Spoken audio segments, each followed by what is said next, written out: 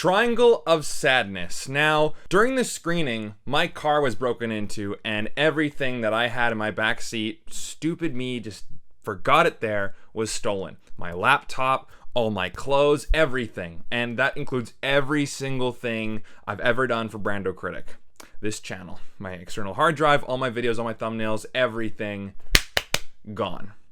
Which sucks. Now I have a new laptop which I'm using for the very first time to make this movie review. And the reason why I bring that up is because it just seems almost fitting that that incident would happen during the screening for this movie, for this particular movie, because this movie at its core is about the revenge or liberation of the less fortunate against the more fortunate, the rich, the wealthy. This is a satire of capitalism, materialism, virtue signaling. This is the movie that I guess if I had to get my laptop stolen, it would be during this one. Because I'm not necessarily a rich guy, but I am fairly fortunate. And on my Find My MacBook app, 5 hours prior to me realizing that my car had been broken into, yep, my laptop was found downtown Hastings Street in Vancouver, which, if you guys don't know, is like the real Skid Row area of the city. Just homeless people everywhere.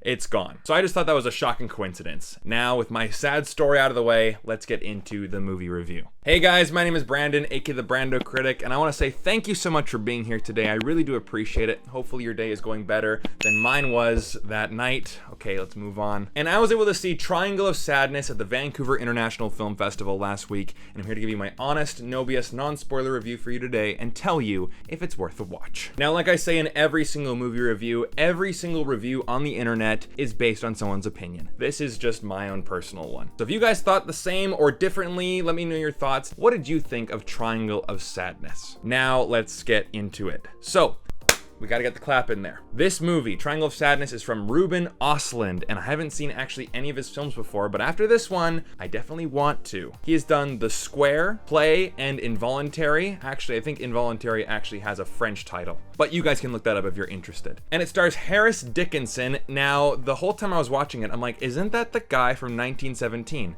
No, it's not, but oh, wait a minute, it's the King's Man, that other World War I movie. He was great in this movie, by the way. I don't know if this is coming out of left field or not, but next James Bond. And it stars Woody Harrelson and Charlbi Dean. I haven't actually seen this actress before, and if I mispronounce her name, I apologize. I'm Canadian, that's what I do. But the question you want answered is this movie worth a watch? I'm gonna say yes, and I'm gonna explain my reason why. That's why I'm doing this video, of course. This movie is unlike anything I've actually ever seen before. It is very odd, it is very all over the place, but it's memorable. I will never forget my experience watching this movie, because let me tell you something. 30 minutes in this movie, in the middle of the movie, is the most, let's just say it, the most f***ed up, bizarre, over-the-top, chaotic piece of cinema I've ever seen. Ever. It is the most f***ed up piece of cinema I've ever seen, and you guys have to watch it. Not even coming from a critic standpoint. As a human being talking to another human being behind this camera, you watching this, do yourself a favor and just watch this movie just for that one scene. I don't even want to tell you what scene it is. I don't even want to talk about it at all because I just dare not spoil it. I feel like I would be doing humanity a disservice by spoiling that scene. It was unbelievable. I'll get into it, how it, plays into the story, I'm thinking about other movies that are just pure excess, over the top, jaw-dropping entertainment.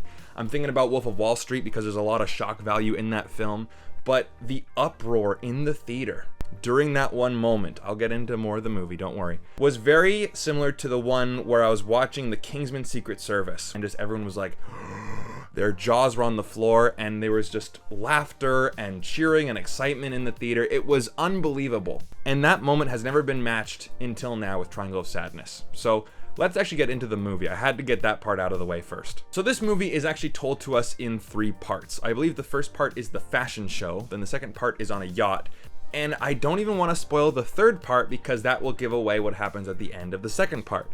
But basically, this movie does play into the whole, text on screen, part 1, the fashion show. Part 2, the yacht. And from my own personal experience, anytime that I've seen that on screen, I'm like, oh boy, here we go. Pretentious filmmaker, trying to be cool, trying to be different, trying to be edgy with the text on screen. You know what though? This movie's not pretentious. This movie's not subtle at all. You understand the message of this movie within the first 5 minutes. But what I like about it is that it's unapologetic about it. It's not necessarily hitting you over the head with it and you feel like you're being talked down to. This film knows what it is. It tells you right away. You understand it, and it just takes its characters and just throws them in the most bizarre, embarrassing, awful experiences any human could possibly go through, all in service of the message, the social satire, the black comedy of materialism and capitalism, and the difference between the rich and the poor. So you really understand what this film is trying to say. Now, what might throw a lot of people off, and it threw me off too, is that these 3 sections do not flow very well into one another.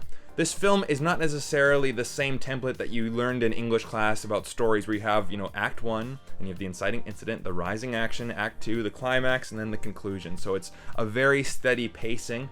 This film is not like that. The film starts off pretty simple, fairly close to the ground. You understand our characters, you understand the message. Okay, we're learning about the setting, we're learning about the stakes in this movie. And then when we get to the yacht, the second part of the movie, we almost forget about our main characters. They are merely part of the background. And instead of the film really going in one direction, it feels like it just kind of goes in this direction, it goes in this direction, then it goes all the way over here and all the way over here. It's just complete madness. It really falls off the rails, and it's supposed to fall off the rails. That's what makes this film really unique. And then on the third act, man, that third act, I really do think derails the movie in a way that the film was not intending to. But let's get into it. So we meet our main characters at the beginning. Harris Dickinson is this male model, and he's not necessarily the brightest bulb on the Christmas tree, and he is dating his influencer girlfriend.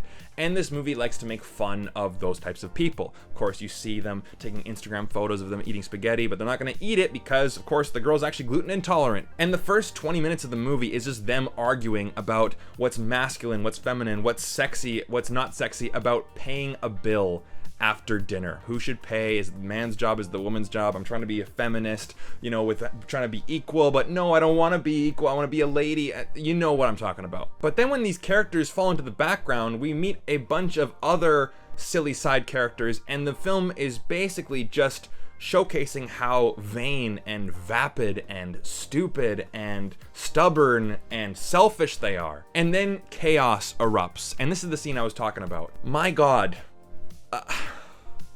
I'm really struggling to find a way to explain this scene and explain the just pure anarchy that it delivers without actually spoiling it. And I think it's impossible. But you just take my word for it, guys. This is one of the most memorable moments in cinema history that I'll remember it for the rest of my life. Absolutely. The film might not be perfect, but you gotta watch it for those 30 minutes. I mean, my goodness. But here's my problem with it, though. It happens in the middle of the movie. And I'm thinking to myself, how in the world can you hold someone's attention after that? And my biggest problem with this movie is that the third act gets really slow, gets quite boring, and is very, very long. Like I said, you understand the message 5 minutes into the whole film. So then when this third act happens, you're like, okay, the movie's almost over. Oh, no, no, no, no, no. We almost have another hour left. This movie is very long, and it definitely overstays its welcome. And it's a shame because this kind of boring section of the movie comes right after the most intense, vulgar, mayhem-inducing scene I've ever seen on screen. Juxtaposed to one another, it's like, oh man. But I will say this film is not lazily directed. It's very well executed. And I love how there are just tiny little things where a director will say, you know what, let's put these characters in this situation. Let's put these characters into this situation where, a standard filmmaker might just have these two characters sitting or, washing the dishes and just talking, like those kitchen sink dramas. Like, okay, well, how do we get these characters to talk about these things? But if they're in a really awkward situation, let's have, a windshield wiper not really work. So it's just very irritating to kind of match the tone of the scene. Great. An elevator closing. Like, have you ever been in an argument with someone where it's just very difficult to get the words out of your mouth or your ideas to express them in a thorough manner? Well, let's have an elevator. Keep closing. Keep closing, keep closing. Just subtle little additions to a scene can make all the difference. And last thing I'll say before the rating, Woody Harrelson is phenomenal in this movie. He's not in it for very long, but oh my god, I think this is probably the best performance I've ever seen from him. So I really enjoyed this movie, and for my official rating, I'm gonna give it a 4 out of 5. I really liked it. It would have gotten a 5 out of 5 if we had a better paced third act, and it didn't go on so long. It didn't overstay its welcome. And I didn't really like the somber yet mean-spirited ending. It kind of left me with a little bit of a sour taste in my mouth. But other than that, guys, you gotta watch this movie. Trust me on this. Go watch this movie. So those are my thoughts on Triangle of Sadness. Honestly, I think they should have been calling it Triangle of Madness. You'll understand why after you see the movie. So those are my thoughts. What are yours? Leave them down in the comment section down below. Let's get a dialogue going. Even if you disagree with me, feel free to roast me in the comments. Bring the heat, I can take it. I love hearing differing opinions about films. So I want to plug my Patreon before you guys leave. If you guys want to watch movies with me every single month and enter your chance to win a movie, I give my Patreon members a movie every single month. Then the link is down in the description box below. We have a ton of fun. I hope to see you guys there. And of course, if you like this video, hit like, hit subscribe, all that YouTuber stuff. And I'll see you guys in the next one. Take care.